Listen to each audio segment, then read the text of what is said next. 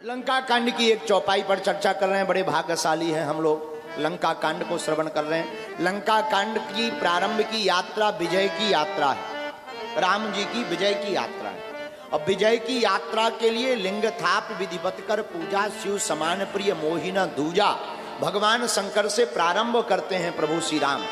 और इससे ये सिद्धांत सिद्ध होता है कि किसी भी व्यक्ति को विजय यात्रा करनी हो, उसे शिव पूजा करनी चाहिए। वह हमेशा हर जगह से विजय प्राप्त करके ही आएगा।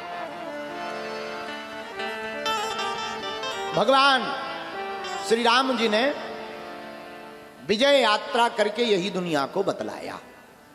विजय यात्रा, लंका की यात्रा। हमारा ऐसा मानना है, लंका कांड सुनने वाले भक्तों को अगर बहुत अच्छे से अर्थ पता समझ में आ जावे भगवत कृपा से, तो उनके जीवन में भी वासनाओं पर विजय हो जाती है और वासनाओं का रावण मर जाता है और राम जी की जय हो जाती है? क्योंकि एक रावण रामायण का है, एक रावण हम लोगों के अंदर का है। रामायण का रावण तो हमने इतना मारा, फिर भी ये रावण हर साल खड़ा हो जाता। रामायण का रावण इतना मरा, फिर भी हर साल कितनी राम कथा नहीं हो रही, हर बार रावण मर रहा। कितने दशहरे में रावण नहीं मर रहा, पर क्या रावण मरा हर साल फिर खड़ा। इतना रावण मर रहा फिर भी वो खड़ा। हम ये कहना चाह रहे हैं, लंका कांड की इस चर्चा पर आपसे मेरे प्रियजनों, मेरे परिवारजनों, भगवत चर्चा प्रारंभ करने के पहले रावण को मारना कठिन नहीं है, बहुत सरल है। बाहर के रावण को मारना बहुत सरल है, अंदर के रावण को मारना बहुत कठिन है। और अपने अंदर का वासना का रावण अगर मर जाएगा तो जय जय हो जाएगी। इसी सिद्धांत के साथ हम लोग भगवत चर्चा करने बैठे हैं। तो चौपाई सबको याद ही होगी। एक चौपाई पर सूत्र लेकर के हम लोग आगे बढ़ रहे हैं। चौपाई को आप सब गुनगुनाइए, हम भी गुनगुनाते हैं।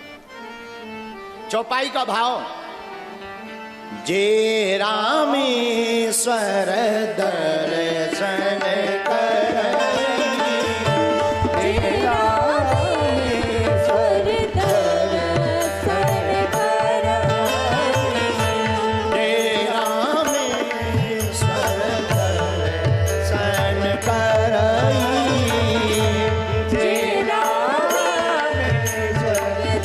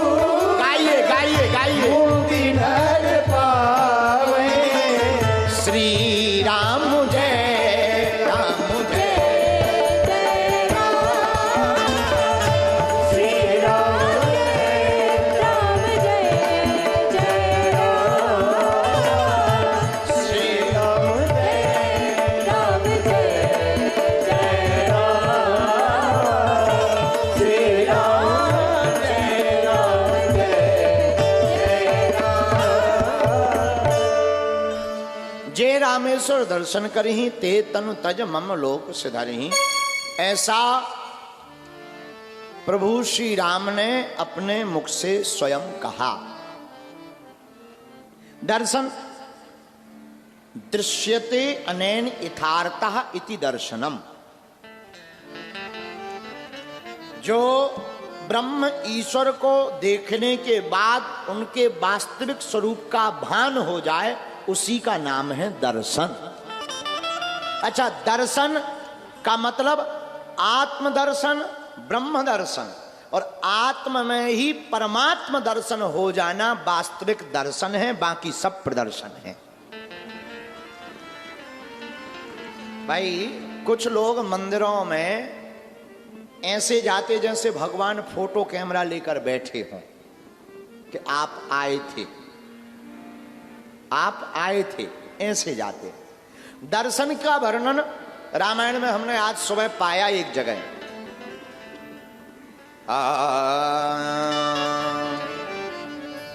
सन्मुख हो है जीव मोहे जब ही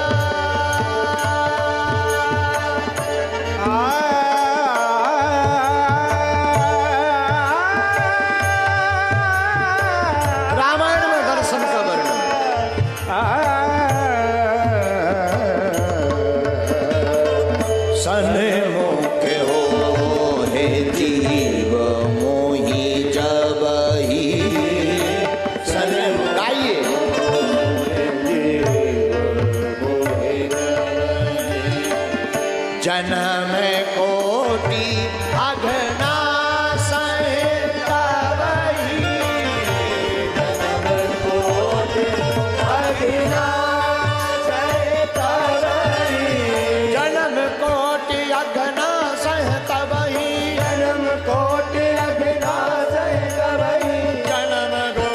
अघना सहित वही, जन्म कोटि अघना सहित वही, जन्म कोटि अघना सहित वही,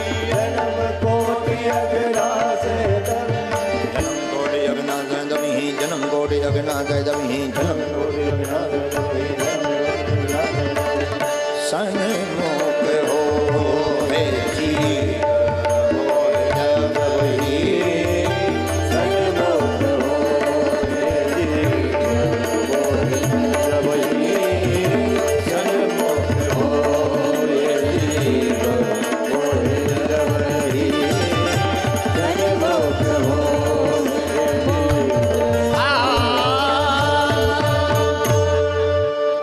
रामचरितमानस की पंक्ति कहती है, जब जब जीव भगवान के सामने जाएगा उसके करोड़ जन्मों के पाप सदा सदा के लिए नष्ट हो जाएंगे। ये दर्शन का महत्व है। क्या महत्व है? हम जीवात्मा है, भगवान परमात्मा है। जब ये जीवात्मा भगवान के सामने जाता है तो भगवान, जैसे ऐसे समझो, सूरज जानते हो, अंधेरा हो और सूर्य की किरणें आ जाएं तो क्या हो जाता है? जोर से बोलो, उजाला आ जाता है कि नहीं? बोलो। जिस प्रकार सूर्य के आने पर अंधेरा मिट जाता, उजाला आ जाता, वैसे ही मंदिर में परमात्मा के दर्शन करने से जीवात्मा के पाप नष्ट हो जाते हैं और हृदय में ज्ञान का उजाला प्रकाशित हो जाता है। ये दर्शन का फल है। लेकिन दर्शन करने के तरीके हैं। क्या है? प्रोटोकॉल। देखो भाई, हर चीज का एक प्रोटोकॉल होता है। कथा का एक प्रोटोकॉल होता है, भगवान का भी एक प्रोटोकॉल है। हमारा नहीं है, हमारा एक ही नियम है, कोई नियम नहीं, वो बात अलग है। लेकिन हर चीज का एक प्रोटोकॉल है। तो दर्शन का भी एक प्रोटोकॉल। दर्शन कैसे करें? पहले भगवान के चरणों के दर्शन करें। किसके दर्शन करें? सीधा मुंह पे लाइट सी मत मारो, पहले चरणों को देखो। भगवान के चरणों के देखने के बाद चरणों को निहारो। अच्छा, चरणों को क्यों निहारा जाता? चरणों से निकली गंगा प्यारी,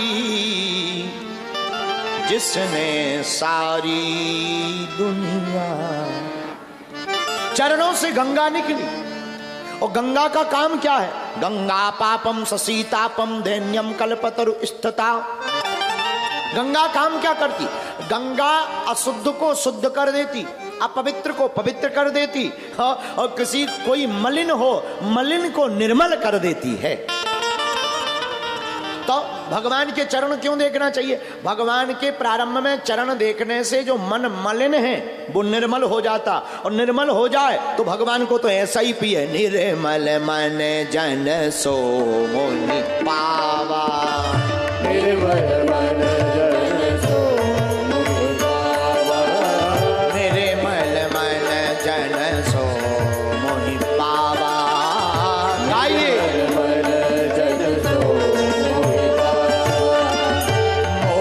कपट छल चित्र न भावा, मोहि कपट छल चित्र न भावा, मोहि कपट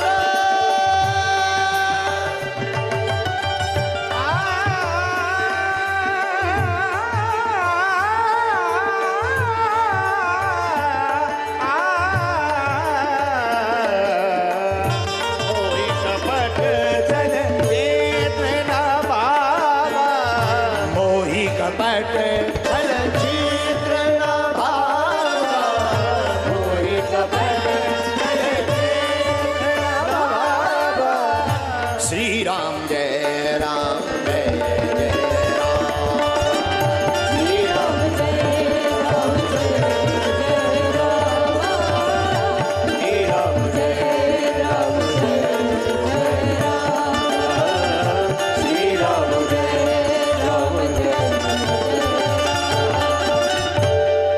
भगवान के चरणों के दर्शन करने से मन निर्मल होता। फिर भगवान की कटी को देखो, फिर वक्ष स्थल को, फिर मुख को, और फिर सर्वांग को। इस प्रकार भगवान के मंदिर में विग्रह में दर्शन करना चाहिए। एक बात और, बुरा ना मानना, आपकी आस्था को ठेस नहीं पहुंचा रहे। प्रतिमा में परमात्मा नहीं है, प्रतिमा में परमात्मा है। प्रतिमा में परमात्मा है, ऐसा नहीं कि भगवान तो सब जगह है, तो प्रतिमा में भी है, पर प्रतिमा में भी परमात्मा है।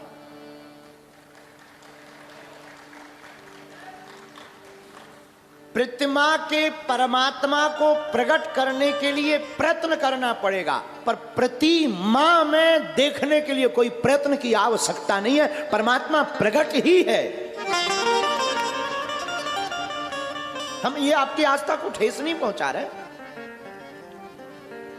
देखो, भक्त को पत्थर में परमात्मा दिखाई देते, अभक्त को परमात्मा में पत्थर दिखाई देता। अपनी अपनी दृष्टि है। तो दर्शन का एक सिद्धांत है, क्या? चरण, कटी, वक्ष स्थल, और फिर मुख और सर्वांग। इस प्रकार जो साधक दर्शन करता है उसी के लिए लिखा है, जे रामेश्वर दर्शन। फिर होगा क्या? आप इस प्रकार दर्शन करोगे तभी ते तनु तजी मम लोक आप फिर परमात्मा के धाम को जाओगे। अब आप दर्शन करो, ऐसो फोटो खींचो, सेल्फी लो, बढ़िया होटल में रुको, खाओ पियो, पेट खराब करो, फिर कहो भगवान मिलते नहीं, ठटरी के बड़े है। आपको तब परमात्मा नहीं मिल सकते। और फिर कहो महाराज जी आप कह रहे थे रामेश्वरम के दर्शन करने से फिर भगवान के लोक को जाते हैं, हम तो नरक में डले। कुछ लोग ऐसे भी कहते महाराज मरने के बाद देखा किसने नरक मिलेगा का स्वर्ग मिलेगा। अरे हम कहते मरने के बाद पता ही नहीं, यहीं पता चल जाता है। मरने के बाद तो पता चल ही जाता, जाने वाले का पता चल जाता है नरक गया कि स्वर्ग है। वरना आजकल तो जितने भी कार्ड छपते हैं सब में स्वर्गवासी हैं। जितने भी कार्ड देखो उनमें स्वर्गवासी। हमारे गांव के बगल में 3 मर्डर करने वाला आदमी मरा, उनके भी बेटों ने लिखा हमारे पिताजी स्वर्गवासी। अरे हम कहे तो स्वर्गवासी मत लिखो, जो 3 मार चुके वे भी स्वर्ग गए। उस दिन से हमने स्वर्ग का विचार ही कैंसिल कर दिया। जब ऐसे लोग स्वर्ग चले गए तो अब हम क्यों जाएं? बोलो सीताराम, जोर से बोलो। और जोर से बोलो। हमारे प्रियजनों, परमात्मा के दर्शन करके छवि को मन में बसाओ। एक बात हो, बुरा लगे तो कोई बात नहीं। जब दर्शन करने वाले श्रद्धालु की विचार और भावना और आस्था परमात्मा के दर्शन से ज्यादा जब पुजारी के चरण पर जुड़ जाती है, तब गड़बड़ हो जाता है। तब आस्था बड़ी कमजोर हो जाती है। पुजारी से जुड़ना नहीं जुड़ना ये नहीं हम कह रहे। पुजारी को तो प्रणाम करना है, पर हम जिनको प्रणाम करने गए हैं उनके ऊपर अपने आप को लुटा देना है, ताकि आपकी आस्था में थोड़ा सा भी खोट उत्पन्न ना हो। इस प्रकार के दर्शन के लिए रामायण में वर्णन आया, जे रामेश्वर दर्शन करही ते तनु तजी मम आते तनु तजी मम। और रामेश्वरम में तो आज हमें सुबह एक पुजारी जी बता रहे थे, शायद कोई कोडी कुंड है, कोडी कुंड। मीनाक्षी बगल में शायद विशालाक्षी देवी जी माता का प्रतिमा है अंदर, उन्हीं के बगल में है, कोडी कुंड कहलाता। कोडी कुंड के बारे में बता रहे थे, जितने लोग यहाँ आए हैं वो भी सुन लो। सबसे अंत में उसी के स्नान होते हैं, सबसे लास्ट में 22 कुंड हैं, सबसे अंत में उसी कुंड के स्नान होते हैं। उस कुंड में स्नान भगवान श्री कृष्ण ने भी किया था। कंस को मारने के बाद कंस की हत्या के विमोचन के लिए भगवान श्री कृष्ण रामेश्वरम आए थे, और 22 कुंडों में उस लास्ट वाले कुंड में ठाकुर जी ने स्नान किया था। कोडी कुंड पर स्नान किया था श्री ठाकुर जी ने, तो उस कंस की हत्या का जो शाप था वो यहीं पर निपट गया था। यह रामेश्वरम की फलाभूत की महिमा है कि जो यहाँ स्नान करेगा, दान करेगा, ज्ञान दान लेगा, उसके समस्त पापों का क्षय इसी पावन तीर्थ में हो जाएगा। ऐसी महिमा। तो केवल दर्शन की महिमा नहीं, स्नान की भी महिमा है। बोलो सीताराम, जोर से बोलो।